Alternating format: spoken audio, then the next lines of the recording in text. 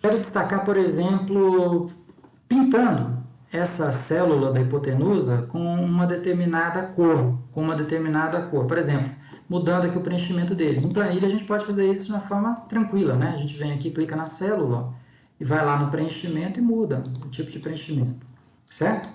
Então vamos imaginar que eu queira fazer isso não clicando em planilha, mas clicando, usando o código VBA, por exemplo, tá? Vamos ver como que nós vamos fazer isso. Eu vou voltar aqui para a cor original, que é sem preenchimento, tá? Nós vamos aprender, então, a usar aqui uma das grandes vantagens que a linguagem Visual Basic tem sobre outras linguagens. E um fator que torna essa linguagem, um dos vários fatores que torna essa linguagem uma das mais amigáveis possível.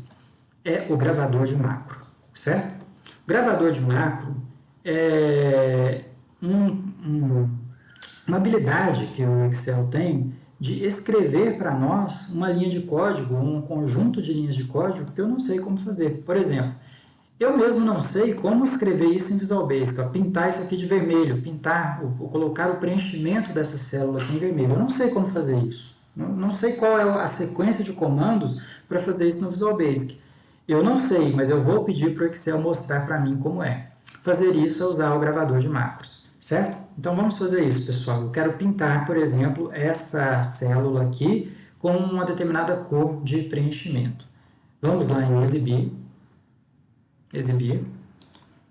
Aqui no cantinho macros, então exibir macros.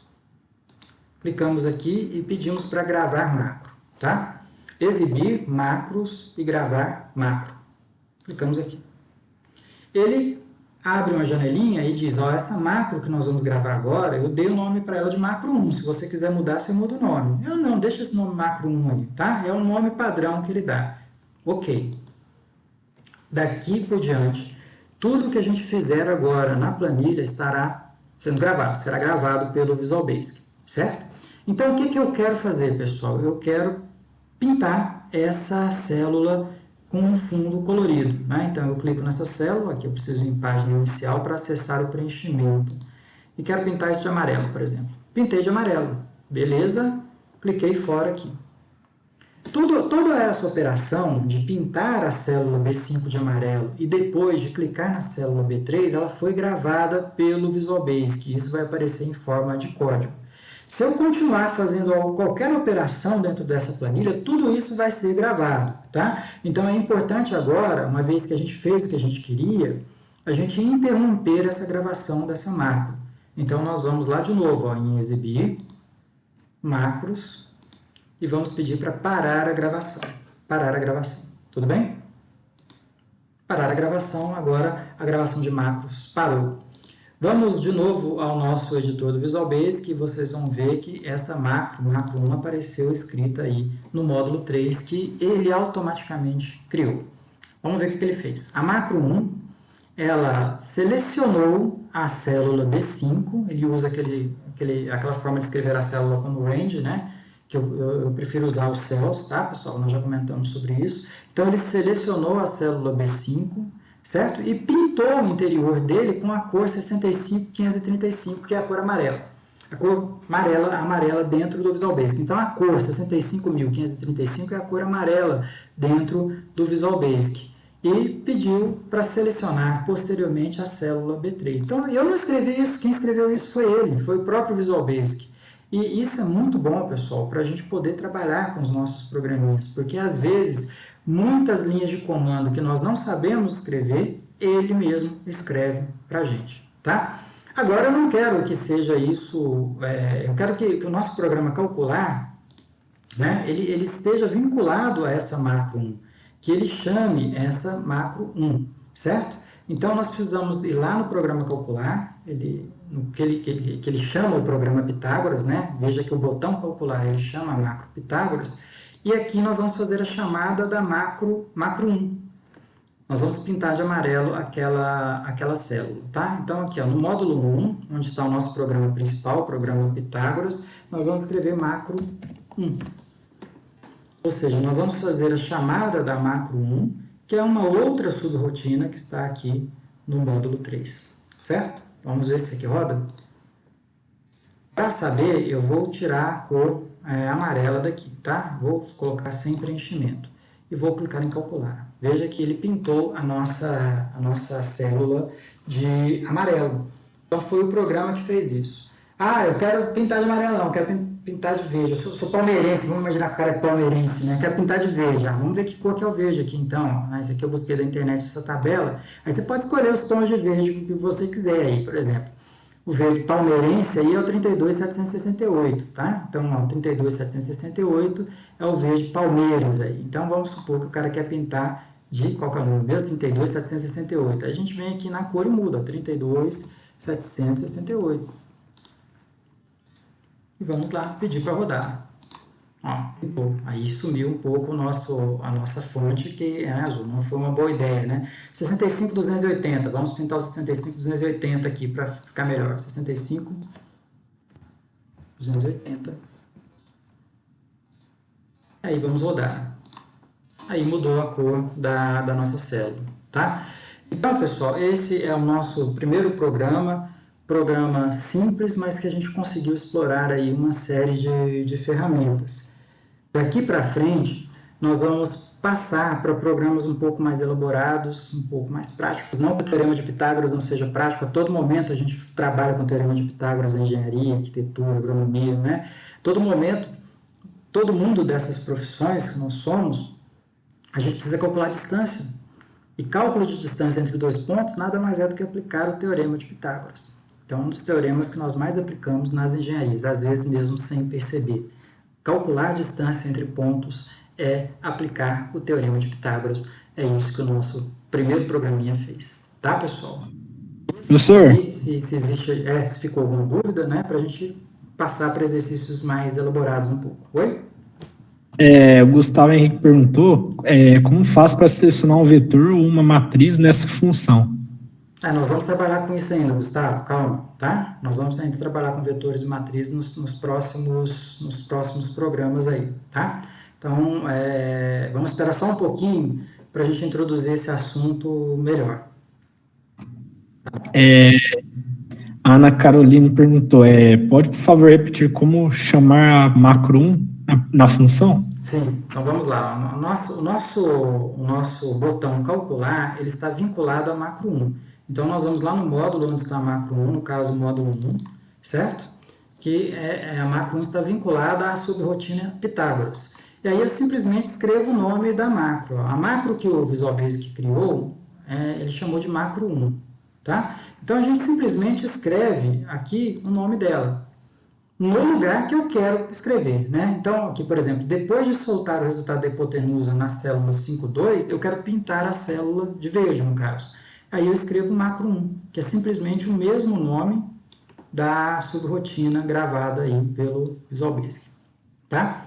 Importante, eu não escrevo o nome macro 1 com os dois parênteses, não. Eu só escrevo o nome principal, macro 1 só, sem os dois parênteses, tá? Se você quiser escrever macro 1 aqui, você pode escrever também, ó. Só que o que vai acontecer? Por exemplo, vamos fazer isso, escrever aqui macro 1 aqui, antes, vou colocar aqui o comentário, o que o programa vai fazer? Ele vai primeiro pintar a célula de verde e depois fazer o cálculo, certo? Quando nós fizemos da forma original, escrevemos macro 1 aqui, ele vai primeiro fazer o cálculo e depois vai pintar a célula de verde. A diferença é só essa. Para efeitos práticos vai dar na mesma, tanto faz. Tá certo, pessoal? Para esse caso dá na mesma, né? Porque a gente às vezes não pode colocar em lugar errado cálculos, linhas de cálculo. Isso aí pode dar problema para a gente. Mais alguma pergunta? Não, acho que é só essas mesmo. Só isso aí, pessoal? Tudo bem, então vamos salvar. Lembrando aqui, salvando aqui, a gente está salvando tudo. Se eu não quiser salvar aqui, quiser salvar aqui também na planilha Excel, vamos lá para a planilha Excel.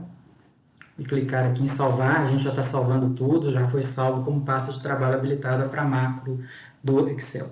Vamos aqui para o nosso próximo problema, então, exercício 2. O nosso objetivo nesse exercício 2 é calcular a área de um triângulo a partir de coordenadas dos vértices. Esse primeiro dia, pessoal, eu estou dando assim, exercícios mais de geometria, né? No caso de geometria analítica, porque é algo que todo mundo trabalha, né? De todas as profissões, seja engenheiro civil, agrônomo, arquiteto, engenheiro químico, engenheiro ambiental, né? Então, eu acho que o nosso público, como é um público aqui muito eclético, cálculo de área todo mundo vai precisar fazer. E é muito interessante fazer o cálculo de áreas usando as técnicas de geometria analítica. Aqui nós vamos usar uma dessas técnicas, que é calcular a área de um triângulo qualquer, independente se ele é retângulo, isósceles, escaleno, qualquer tipo de triângulo, a partir das coordenadas dos vértices. Se nós soubermos as coordenadas dos vértices, né, x1 e y1, a gente consegue fazer o cálculo da área de um triângulo, certo? Então vamos imaginar nesse exemplo aqui, não é um exemplo, é um esquema, né? Que a gente tem a coordenada desse vértice aqui, essa coordenada aqui x1, y1, essa coordenada aqui x2, y2, essa coordenada aqui x3, y3, nós vamos listar essas coordenadas numa planilha, certo? Daqui a pouco a gente vai fazer isso na planilha do Excel, colocar quais são os três vértices desse nosso triângulo e depois nós vamos calcular aí qual é a área desse triângulo, quanto vale a área desse triângulo, conhecendo o valor das três coordenadas. Como eu falei, todo o problema de programação que envolve cálculo, é importante que a gente tenha ao lado o bloco de anotações para que a gente possa aí fazer nossa lista de fórmulas, as fórmulas que nós vamos usar, tá? Aqui então nós vamos mostrar como é feito esse cálculo dessa área, conhecendo as coordenadas dos três vértices. Primeiro, nós vamos calcular aí uma variável auxiliar, que não é a área propriamente dita, que é o determinante de uma matriz 3×3, certo?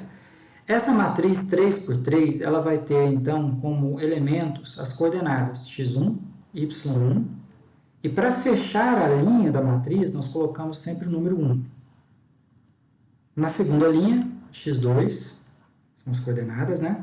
y2, e para fechar a segunda linha, colocamos o número 1. E a terceira e última linha, as coordenadas x3, y3, e para fechar, nós vamos colocar aqui o 1. E vamos calcular então, pessoal, o determinante dessa matriz 3×3. Tá? Se a gente lembrar o cálculo desse determinante, ele usa lá como procedimento a gente repetir aqui as duas primeiras colunas. Né? Então, nós vamos escrever aqui, ó, x1, y1, x2, y2, x3, y3. E aí vamos multiplicando as diagonais. Ó. Então, a gente vai multiplicar primeiro essa diagonal aqui. Né? Então, o resultado desse determinante, ele vai dar para a gente, eu vou escrever aqui de preto, tá? Ele vai dar aí, vou colocar entre parênteses, produto dessa primeira diagonal, x1 vezes y2, x1 vezes y2. Somo como resultado dessa diagonal aqui, ó. y2, y1 vezes x3, mais y1 vezes x3. Tudo bem, pessoal? E vamos somar aí com a outra diagonal, y vezes x3, e agora vamos somar com o resultado do produto dessa diagonal aqui, ó, que vai ser x2 vezes y3, mais x2 vezes y3.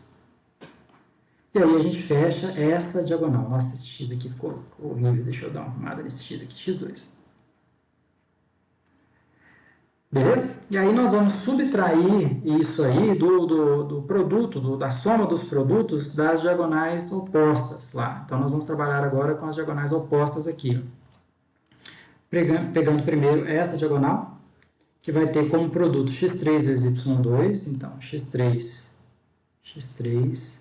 vezes y2, mais, pegando essa diagonal, que vai ter como produto x1 vezes y3,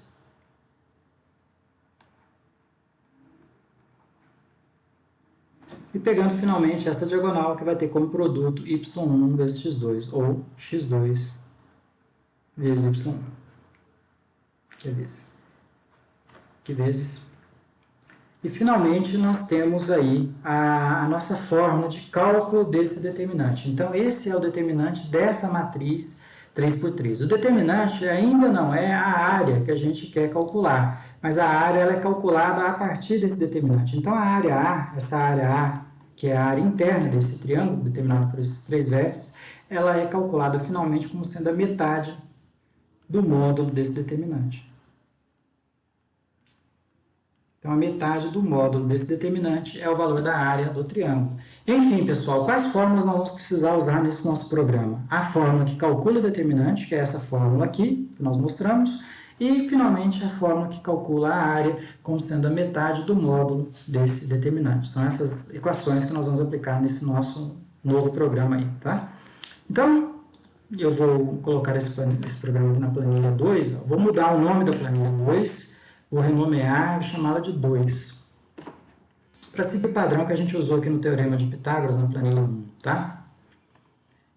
Se vocês quiserem fazer isso no computador de vocês, dá para fazer porque dá tempo. Então, vocês vão criar aí um campo para soltar as coordenadas, as 3 coordenadas, né, dos vértices dos triângulos, x1, y1, x1, y1, que vai aparecer aqui, x2, y2, que vai aparecer aqui, e x3, y3, que vai aparecer aqui. Tá? Eu vou fazer dados de entrada quaisquer, e aqui eu já coloquei um gráfico, que é um gráfico de dispersão do próprio Excel, que vai mostrar a posição desses pontos para a gente. Ó. Então, sei lá, vamos colocar aqui o primeiro ponto, 1. Apareceu lá, tá vendo? Ó, nosso gráfico. O segundo vértice, vou colocar 5, 3, por exemplo. E o outro vértice, o vértice final, vou colocar lá, por exemplo, 2, 7. Por exemplo, 2, 7. Então, o nosso triângulo seria isso aqui. Ó. Ele ligaria aqui esses 3 vértices. Ele ainda faz essa ligação aqui com o primeiro vértice novamente, né? Vou mostrar aqui para vocês essa ligação aqui entre o terceiro vértice e o primeiro vértice. Mas o nosso gráfico não mostrou isso aqui, não. Ele apenas mostra os 3 vértices interligados, de forma que a gente vai colocar aqui nessa linha 7 o retorno para que ele possa interligar aqui ao vértice 1 novamente e fazer o desenho do triângulo. Então, esse gráfico aqui ele é importante para a gente ver o triângulo que a gente colocou as coordenadas. O grande objetivo é aqui, é calcular a área desse triângulo. Né? Quanto vale a área desse triângulo que tem esses 3 vértices aí com coordenadas. Vamos lá, pessoal? Então, Alt F11. Veja que, como a gente está dentro do mesmo arquivo do Excel, ele já mostra para a gente quais são os módulos que nós criamos. Se não me engano, por exemplo, eu criei o módulo 2 só para mostrar como cria, né? Então, eu vou aproveitar esse módulo que foi criado aqui. Mas lembrando, para criar um módulo, sempre inserir módulo. Sempre aqui inserir módulo. Tudo bem?